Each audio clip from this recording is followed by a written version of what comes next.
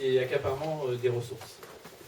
Donc, on le sent bien, il y a un moment ou un autre, il y a forcément un impact sur la ressource. Alors, c'est évident quand on crée des objets matériels, mais justement, quand on parle de services immatériels, donc, j'irai peut-être pas jusqu'à donner l'exemple de développement personnel, mais j'en sais rien, des services de bien-être, des services de transmission de la connaissance. Alors, il y a Internet qui sert à ça, mais dans l'absolu, est-ce que tout nouveau service... je sens bien qu'à un moment, parce qu'il y a justement ces notions d'emprunt, de retour sur investissement, etc., on est obligé à un moment de produire, mais c'est pas... Si demain je me retrouve face à quelqu'un que je dois convaincre, il va me demander de citer un exemple, comment est-ce que je fais? Par exemple, j'invente une boisson, une boisson fermentée très, très bonne pour les intestins, faite avec des produits bio locaux, avec un emballage réutilisable, consigné, etc. Pourquoi, dans un système capitaliste, donc un nouveau produit pour lequel j'aurais fait un emprunt, pourquoi cette nouvelle offre va contribuer, elle aussi, à une utilisation renforcée des ressources de la planète. Voilà. Parce que, mais concrètement, je discute avec des gens qui se posent aussi beaucoup de questions, qui justement se sont posés ces questions-là. Bah oui, on va arrêter de produire, on va être sobre, on va réutiliser, on va recycler en permanence, et les produits que l'on va mettre sur le marché seront moins matériels. Pourquoi le capitalisme ne pourrait pas s'accommoder d'un mode de fonctionnement, ne pourrait pas produire des choses sans impact sur l'environnement? J'y crois pas. Je sens bien qu'il y a un truc, mais je ne sais pas le démontrer. Voilà.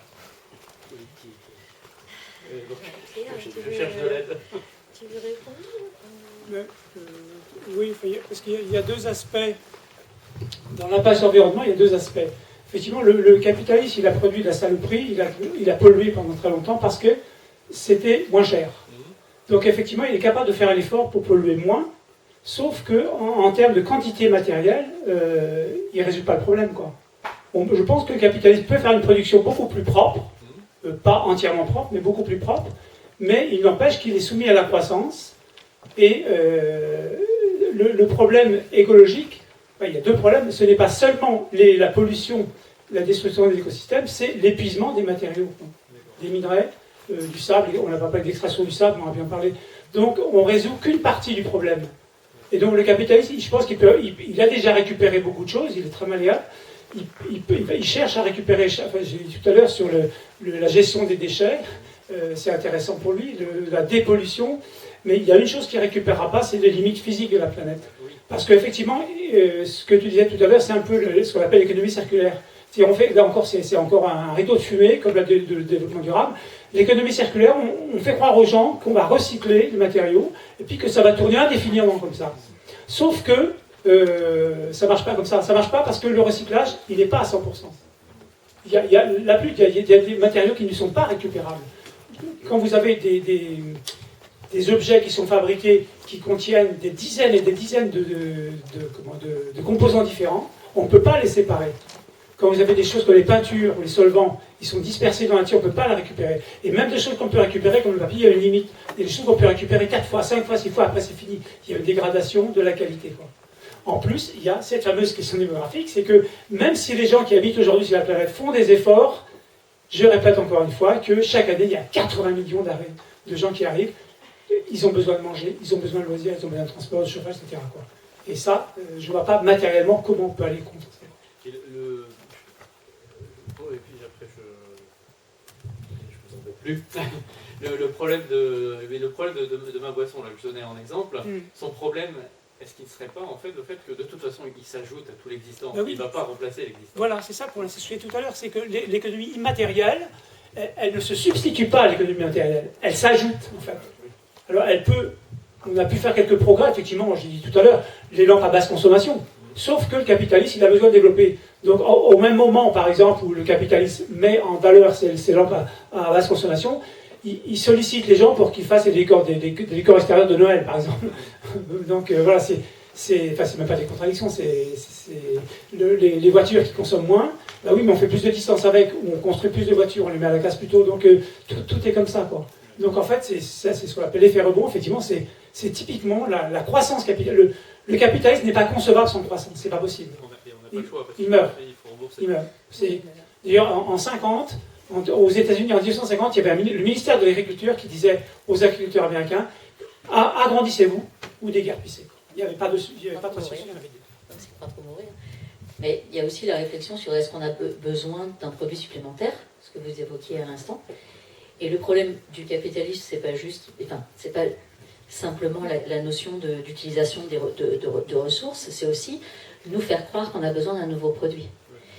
Et à partir de ce mythe qu'on a besoin absolument d'un nouveau produit, vient avec le corollaire du capitalisme, c'est-à-dire la publicité et le marketing, qui représente le deuxième plus gros marché après le marché de l'armement. Donc, il faut toujours faire le lien, capitalisme, publicité, etc., etc. Et à l'opposé, si on réunit des gens dans une pièce pour décider de quoi ils ont vraiment besoin, je ne suis pas sûre qu'ils vont dire, je reprends l'exemple de la boisson, mais je ne suis pas sûre qu'ils vont dire il nous faut absolument une 28e boisson énergétique sur le marché. Et juste pour donner un exemple, j'ai habité en Suède pendant 7 ans, et il n'y a pas de supermarché, enfin il n'y a pas la notion des hypermarchés telle qu'on l'a chez nous. Donc j'allais toujours faire mes courses dans une petite épicerie, mais finalement tout le monde va faire ses courses dans une petite épicerie. Donc c'est pas spectaculaire. Il y avait 3 sortes de yaourts. Et une marque de lait, et puis il y avait 3 sortes de lait, hein, écrémé, demi-écrémé, entier. J'arrive en France, on est en 1998, et là je redécouvre les rayons yaourt des supermarchés. Je vous promets, c'était le choc. Hein. Mais je crois que tout le monde a un choc après être parti assez longtemps. Et là je me dis, mais est-ce que j'ai vraiment besoin de 10 sortes de crème dessert au chocolat? Et ainsi de suite. Il y a vraiment une vraie réflexion sur les produits qu'on utilise et où on s'habitue finalement à l'opulence, on s'habitue à l'hyperconsommation. Et tout est fait de toute façon pour qu'on s'y habitue.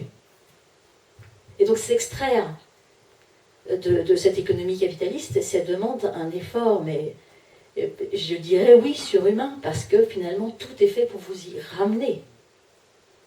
Et c'est là où c'est pernicieux et c'est là où c'est extrêmement difficile. C'est qu'aujourd'hui, je découvre une campagne de vidéos québécoise, un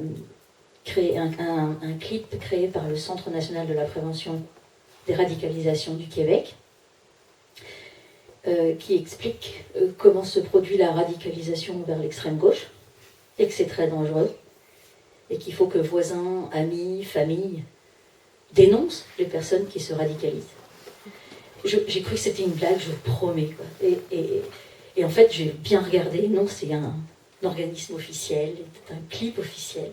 Et dans le processus de radicalisation, en fait, je suis sûre qu'on est plein à... On serait tous en tôle, là, de toute façon. Il y a avoir conscience des ressources limitées de la planète, militer pour l'égalité, la justice sociale. Et ça fait partie des thèmes de radicalisation qu'il faut absolument détecter avant que ça prolifère vers une remise en question du capitalisme. C'était texto dans le clip. Et le sigle anarchiste était également je ne dirais pas en loose dé, mais ça apparaissait en fond d'écran comme symbole de la radicalisation. Et donc aujourd'hui, on est effectivement dans cet état d'esprit que toute remise en question du système capitaliste est en soi un extrémisme. J'ai conduit ma fille dans 2 mois au Québec. Bon, bah voilà. J'aime beaucoup le Québec.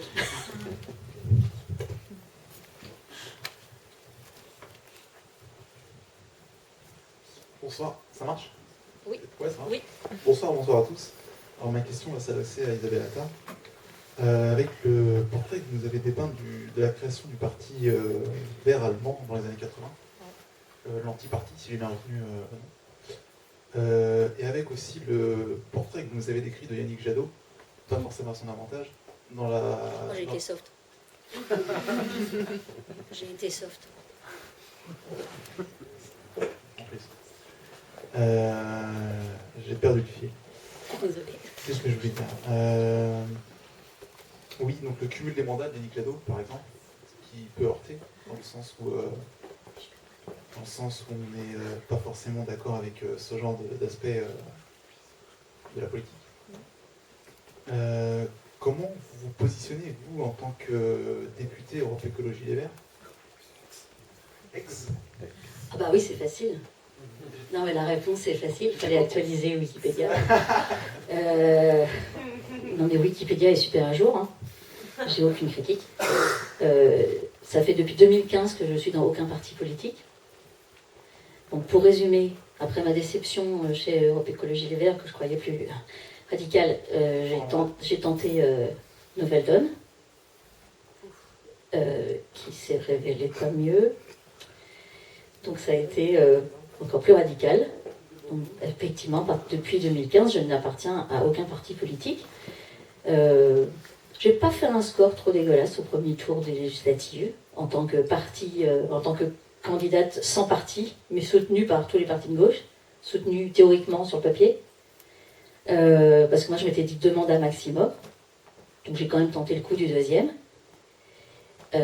Par contre, je reste extrêmement stricte sur les engagements et je ne dissocie pas. Alors c'est peut-être un problème, c'est peut-être mon problème, mais je ne dissocie pas le fond et la forme. C'est-à-dire que j'estime que la cohérence politique veut que quand vous militez pour la répartition du pouvoir ou le partage du pouvoir, c'est pas pour le garder. Donc oui, je suis choquée qu'on fasse 3 mandats d'affilée et que ça choque personne. Oui, ça me gêne. Et je suis pas la seule que ça gêne. Mais encore une fois, ça explique aussi qu'on s'habitue. Quand je parle d'addiction, c'est une vraie addiction au pouvoir. Je n'exagère pas les mots. Tout est fait de toute façon pour que vous vous habituiez au pouvoir. Ce que je dis pour le niveau national est le même qu'au niveau local. Hein. Je ne fais pas de différence. C'est-à-dire quand vous avez un élu local, un maire qui est en place depuis 30 ans, et qu'on me dit qu'il fait de la démocratie participative, j'ai un problème. Clairement. C'est pas de la démocratie participative. Garder le pouvoir pendant 25 ou 30 ans, ce n'est pas du partage de pouvoir. C'est du paternalisme ou du clientélisme. On applique le mot qu'il faut. Mais on ne se trompe pas. Et donc mon cheminement, oui, il m'a conduit jusqu'ici ce soir. Et donc c'est logique.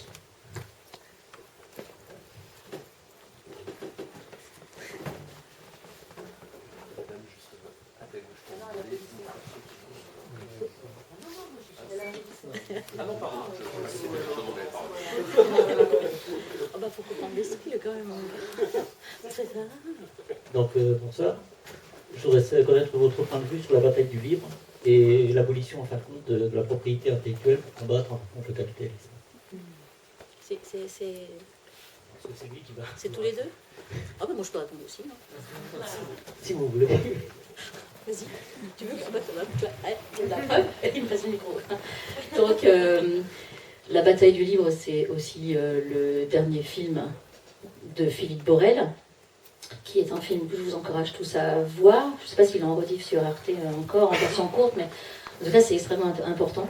Finalement, on est dans la philosophie de du partage du domaine public, le partage des connaissances contre la privatisation des connaissances. On est en plein dans le sujet. Alors j'ai essayé de faire une proposition de loi, j'en ai pas fait 50, mais celle-là elle me tenait à cœur, c'était justement sur la définition positive du domaine public, de façon à ce que on arrête d'augmenter tous les 5 ou 10 ans la durée des droits d'auteur.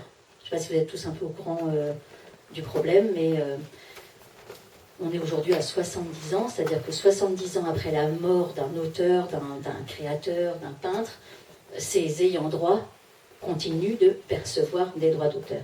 Au bout de 70 ans, on considère que l'œuvre arrive dans le domaine public et que tout le monde peut l'utiliser pour en faire ce qu'il veut. Et pas seulement pour l'utiliser chez soi en privé, mais pour le commercialiser. Pour en faire vous pouvez faire une robe Modigliani ou vous pouvez faire des parapluies avec la Joconde ou la tapisserie de Bayeux.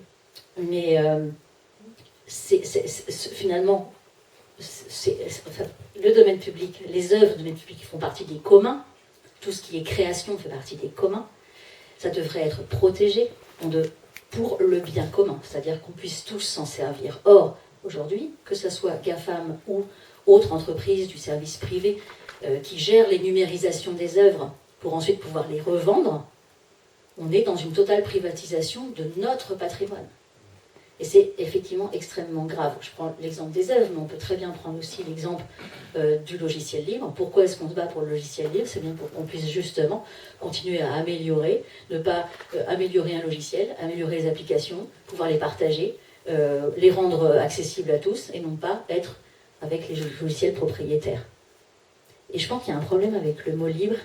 Et non, mais je me pose la question depuis pas mal de temps.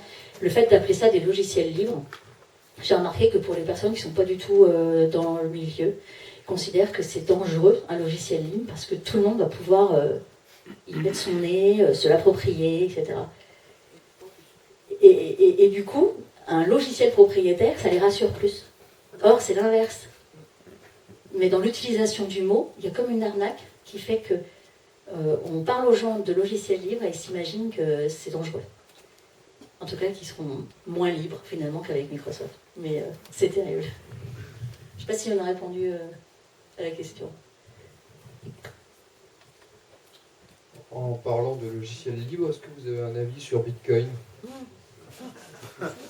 ou le Global Coin que Facebook va sortir dans pas longtemps, en janvier 2020, qui a pour but de mondialiser l'économie? Il n'y a pas que ça. Mais j'ai pas forcément un avis sur tout ce qui est crypto-monnaie, Bitcoin, blockchain, etc. Simplement, tout à l'heure, j'ai vaguement parlé des collectivités d'Aragon qui n'avaient pas d'argent. En fait, mon objectif, il est plutôt là que d'être vers les crypto-monnaies et autres, quoi. Je pense que c'est encore ce que disait Jean-Pierre tout à l'heure, c'est encore un leurre pour nous faire croire que par les technologies, l'intelligence artificielle, etc., on allait pouvoir s'en sortir. On le sait bien tous ici dans cette salle, on n'ira pas tous sur Mars, quoi. Et j'ai pas envie d'y aller en plus. C'est ça qui est bien, c'est que j'ai pas envie.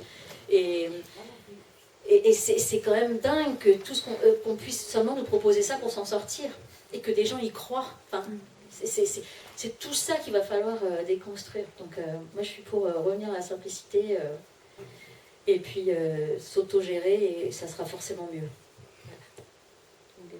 Non, c'est ça, oui, c'est le remplacement du politique par la technique, c'est un grand classique. Et Jean-Pierre parlait de Guillaume Pitron pour les métaux rares, mais il y a le livre de Philippe Biwix sur les low-tech qui est aussi passionnant, parce que là on rentre aussi dans la réflexion sur de quelle technologie on a vraiment besoin pour les années qui viennent, et comment on se sert des précédentes qui vont rester sur place. Voilà. Si vous ne l'avez pas regardé.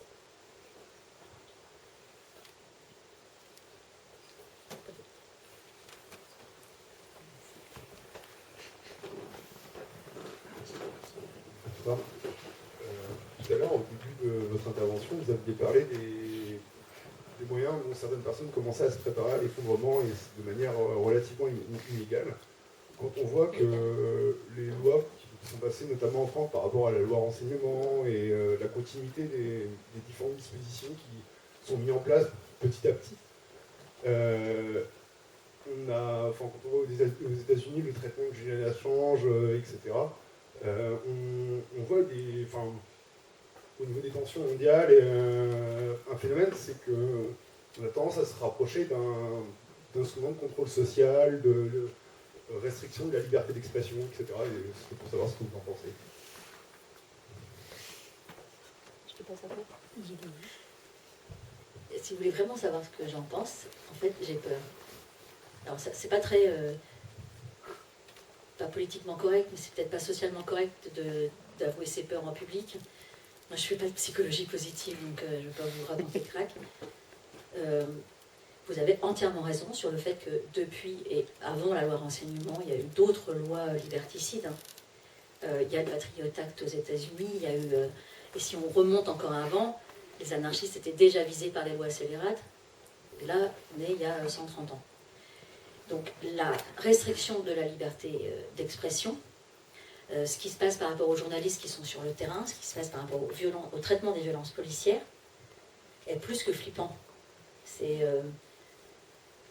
Tout est fait presque pour qu'on trouve ça normal. Quand je parlais du clip vidéo du Québec, j'osais même pas y croire. Quand je vois ce qui se passe pour le SNU, je suis terrifiée. Et j'espère que personne n'y mettra les pieds, et qu'il y aura une vraie désobéissance civile, et qu'il y aura vraiment des objecteurs de conscience, et qu'on saura les protéger. Et ce que j'espère par-dessus tout, si vous voulez vraiment le fond de ma pensée, c'est qu'on sera suffisamment solidaires les uns les autres pour créer un réseau et un maillage d'entraide qui permettra qu'on n'en souffre pas trop. Ou au moins, au minimum. Et quand je dis ça, je ne suis pas spécialement rassurée. Si je suis passée en compte privé sur les réseaux sociaux, c'est pas pour des prunes. Déjà, j'avais dit la dernière fois, ici même à Rennes, qu'à 20 000 followers sur Twitter, j'arrêtais tout et je recommençais à zéro. Mais j'avais pas dit que je passais en privé. Sauf que là, je l'ai fait. Pourquoi ? Parce que je trouve pas de boulot. Parce que mon compagnon a des problèmes dans son travail. Parce qu'on a osé me balancer que, vous comprenez, Yannick Jadot, c'est bien, mais alors vous, non. Donc je reprends cet exemple-là, parce que je l'ai eu au téléphone il y a 2 semaines. Enfin, j'ai eu un employeur potentiel au téléphone il y a 2 semaines qui m'a balancé ce genre de phrase. Donc, il y a intérêt, on a tout intérêt à ne pas être des bisounours, à ne pas imaginer qu'on va vers une amélioration de la situation concernant la liberté d'expression. Et je pense qu'on a tout intérêt, au contraire, à être extrêmement solidaires les uns les autres et à ne jamais baisser les bras sur toutes ces restrictions-là de liberté qui sont... Elles ne sont pas à venir, elles sont déjà là. Donc de toute façon, je ne suis pas en train de faire une projection. Hein. Et je voulais juste dire une chose, c'est qu'à un moment donné, quand il y a eu les votes sur les lois enseignement et état d'urgence, j'ai entendu des gens, alors c'était des responsables de la Ligue des droits de l'homme, qui m'avaient dit dans un débat, c'est terrible ce qui se passe avec ces lois liberticides, etc., parce que ça prépare le terrain plus tard quand le Front National ou le Rassemblement National arrivera au pouvoir. Et je suis navrée, mais déjà, il y a 4 ans, je leur avais dit, mais c'est déjà le cas. C'est déjà la situation. Donc, peut-être que ça sera pire avec elle. Ça sera forcément une blonde, donc je ne sais pas laquelle des deux. Mais c'est déjà liberticide. On est déjà en régime autoritaire. Sauf que ça ne se voit pas trop, parce qu'il y a le capitalisme autour. Mais c'est toujours comme ça que ça vient. En général, ça ne se voit pas trop. Voilà. Bienveillance. Bienveillance et bonheur. Paix sur terre. Namasté.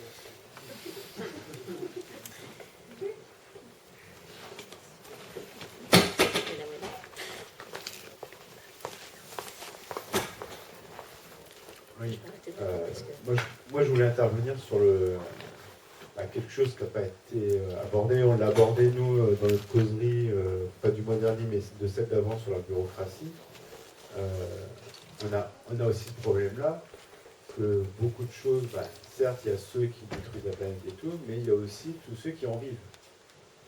Et c'est aussi ça la difficulté, c'est comment on va réussir à convaincre toutes ces personnes-là que le capitalisme, ils auraient plus à perdre sur le long terme que, parce que tu en as parlé, c'est vraiment ce problème-là, de cette apicratie où c'est les gens qui te disent à longueur de journée, profite. Et ça, c'est effrayant parce que il y a vraiment ce sentiment-là, et tu l'as très bien décrit, que ça serait une responsabilité individuelle, voilà, et je pense aussi à la tribune qui a eu la semaine dernière dans le journal Libération, donc par un universitaire partie d'un groupe de recherche, qui fait bien la différence entre l'environnementalisme. Lui, il considère que tous les partis politiques font de l'environnementalisme, mais ils ne font pas d'écologisme, puisqu'ils ne remettent pas en cause les principaux systèmes qui détruisent la planète. Et c'est bien ça le problème. Et en plus, je vous l'invite à le lire. D'ailleurs, je pourrais peut-être vous donner une référence plus tard, mais voilà, c'est vraiment ça qui est important, c'est que on essaie de nous convaincre que ça serait juste des arrangements cosmétiques qu'on va réussir à améliorer l'écosystème. C'est pas parce qu'on va acheter des voitures électriques qu'on va résoudre le problème de la planète. Alors, il faut arrêter avec ça quand même, de croire que c'est en achetant des bagnoles avec des batteries dedans qu'on va réussir à faire quoi que ce soit, améliorer. Certes, la qualité environnementale de l'air va s'améliorer, mais par contre, pensez aux Boliviens qui vont voir tout leur écosystème détruit parce qu'on aurait extrait tout le lithium. C'est du nucléaire en France, donc c'est réglé. Non mais sans parler du nucléaire. Ah bah si, Mais l'électricité c'est du nucléaire. Oui, non mais là je parle déjà juste de produire, de fabriquer la batterie. Je parle même pas de la recharger. Voilà. Mais il y a véritablement ça, de sortir de ce côté-là. Il y aurait juste à acheter des produits bio, d'avoir une voiture électrique, que l'été on fasse un peu plus de vélo et qu'on va tout résoudre. Il y a aussi tout le problème du salariat qui est aussi un problème fondamental. Il parlait un peu de ça. Ah bah non. Ben, vas-y. On commence à répondre avec les... Il parlait un peu de ça quand... Je sais pas si Ça marche. Quand les politiciens ils parlent de responsabilité individuelle, enfin quand à chaque fois on revient sur la responsabilité individuelle pour cacher tous les grands enjeux, enfin tous ceux qui détiennent les capitaux, qui détiennent les leviers, qui détiennent les moyens de vraiment avoir un impact sur la société, tout ça on l'occulte par des choix personnels et tout. Et c'est vrai que c'est une chose, on le voit, hein, c'est super important par exemple de pouvoir se permettre d'avoir une nourriture de qualité pour préserver sa santé, etc. Mais moi je trouve ça, vraiment je peux pas aller dans les biocops, ça m'écœure, parce que ça donne vraiment l'impression que c'est un endroit où au final c'est une certaine population qui est pas forcément la plus grande élite, etc. mais qui a pas ce problème de barrière culturelle, de barrière financière. Et moi je trouve ça, enfin bref, là je m'égare. Non, c'est dans le sujet. Et si je peux juste ajouter autre chose par rapport à la responsabilité individuelle et tout, enfin notre exemple qui m'énerve beaucoup, c'est par exemple l'achat en vrac. Donc moi avant d'être militante ou plutôt politisée, j'aimais bien l'idée d'acheter en vrac, de faire du sans déchet, du zéro déchet, tout ça. Et en fait je me rends compte maintenant, pareil, tout à l'heure on était allé en biocop et tout ça, mais en fait c'est juste accessible aux personnes qui ont de la thune pour pouvoir se payer ça, pour pouvoir acheter des trucs à des prix exorbitants. Une famille qui a 5 enfants ne peut pas se permettre d'acheter en vrac. Et après, en fait, les personnes vont nous dire oui, mais il faut acheter zéro déchet, machin, mais alors qu'en fait, c'est pas du tout accessible. C'est pas une question de choix, c'est juste qu'on peut pas. Si tout le monde pouvait bouffer bio, qui boufferait pas bio? Enfin, si on pouvait manger des aliments sans nous pourrir la santé, on le ferait tous. Si on pouvait acheter des trucs qui n'ont pas, c'est pas emballé en plastique, on pourrait. Est-ce que c'est pas simplement un problème de répartition des richesses là? Je pense que voilà, c'est en soi qu'on produise, plus propre peut coûter un petit peu plus cher, c'est pas un souci en soi. Le problème il est plutôt de dire aujourd'hui on va se permettre de lâcher 1 million d'euros pour changer de président ou de directeur général.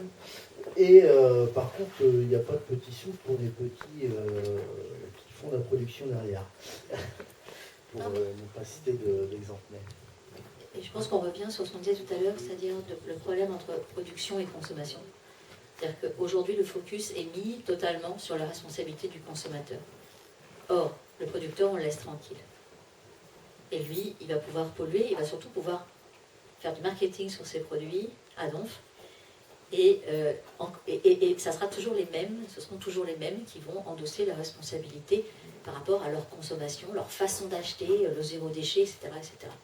Après, si on peut éviter les emballages, si on peut faire effectivement tout ça au mieux, si on peut prendre des douches plus courtes, pourquoi pas? On se sentira mieux, je veux dire avec sa conscience, ou avec son porte-monnaie, ou avec ce qu'on veut, mais ne jamais, en aucun cas, oublier qui sont les vrais responsables. Et c'est toujours la même chose. C'est-à-dire que moi, ça me plaît de faire du compost. Bon, comme beaucoup, ben voilà. Mais c'est pas ça qui va changer le fait qu'on fait un gaspillage alimentaire incroyable où on pourrait nourrir tout le monde sur Terre, juste en luttant contre le gâchis alimentaire qui se déroule avant la vente, au niveau de la production. Donc, il y a vraiment la volonté de nous responsabiliser pour nous faire sentir comme des vraies petites merdes qui ne faisons rien, finalement, et sur qui tout va reposer. Et au-delà de ce sentiment que finalement tout le monde ici est en partie responsable de la dégradation de la planète, il y a, je le rappelle, l'objectif de nous séparer, de nous faire rester chez nous avec notre façon de lutter tout seul, etc. Et l'objectif est qu'on ne se fédère pas, qu'on ne fasse pas une grève générale. Je ne sais pas quand vous avez entendu parler d'une grève générale pour la dernière fois, mais moi je l'attends. Mais et finalement, elle ne vient pas. Et si elle ne vient pas, c'est peut-être parce qu'il n'y a pas de volonté réelle suffisante de vouloir changer de modèle et de vraiment faire quelque chose contre le capitalisme. Grève de la production ou grève de la consommation? En général, une grève générale, c'est les deux. Parce que quand vous faites grève dans votre usine, vous arrêtez de produire. Grève de la consommation, autant ne pas aller dans les magasins, du coup. Et ce qui était très intéressant, c'est de voir ce qui s'est passé avec les premières semaines de mouvement des Gilets jaunes à La Réunion. Et ils ont vécu la décroissance en vrai. Pas juste en littérature. Et tout le monde avait l'air de se porter vachement mieux, en fait. Et c'est ça qui était intéressant, du coup. Et de voir comment, à une petite échelle, une société ou plusieurs collectivités arrivent à se débrouiller, à trouver des pis-aller, trouver des moyens de fonctionner en solidarité, en consommant quasiment plus rien, là, ça devient intéressant, je trouve.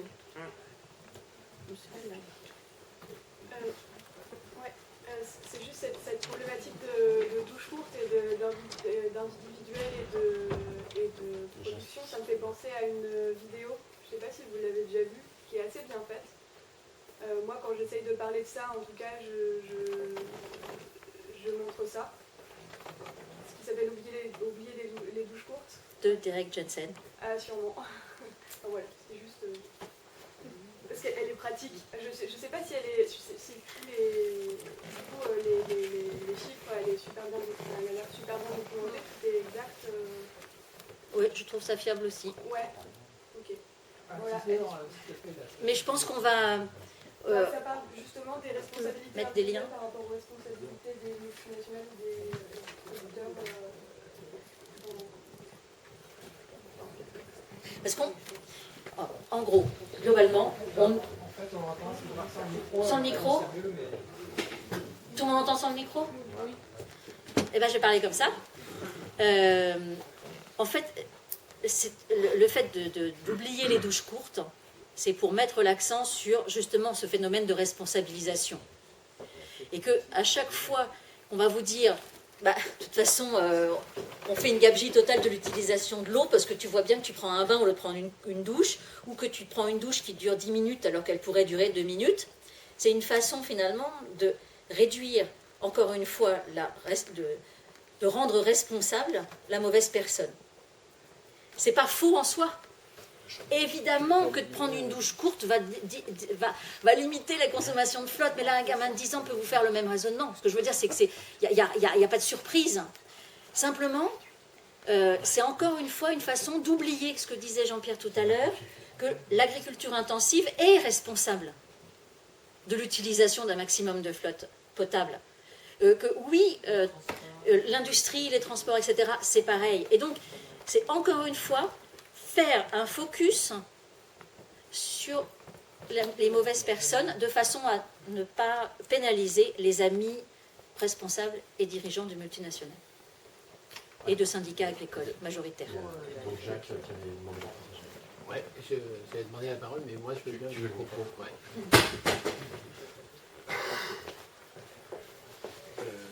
Douche courte ou douche longue, ça marche?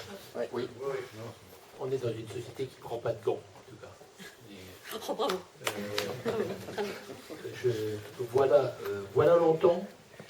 Voilà longtemps que je le pense.